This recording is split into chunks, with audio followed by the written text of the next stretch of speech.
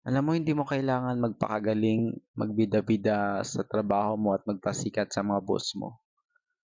Parang isiksik yung sarili mo dun sa kanila para mapansin ka, para tumaas agad yung it's either yung sahod mo or yung position mo. Based on my experience, focus ko lang kasi may mga boss naman na maayos yung pag-iisip, nakikita nila kung sino yung dapat i-increase yung sahod or pangalagaan yung empleyado nila.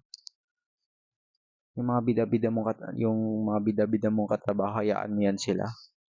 Kasi karamihan sa mga nangyayari sa ganyan napapaalis or may nangyaring hindi maganda tapos yung pangyayari hindi maganda na yun nagiging rason bakit pinapaalis sila.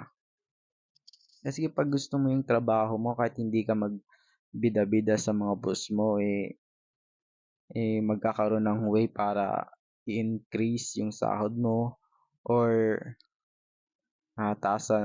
taasan yung posisyon mo. Kasi kapag 'di ba kapag passion mo yung ginagawa mo ng maayos yung trabaho mo, magkakaroon ng magandang resulta. Kaya hayaan mo lang yung katrabaho mo na bida-bida.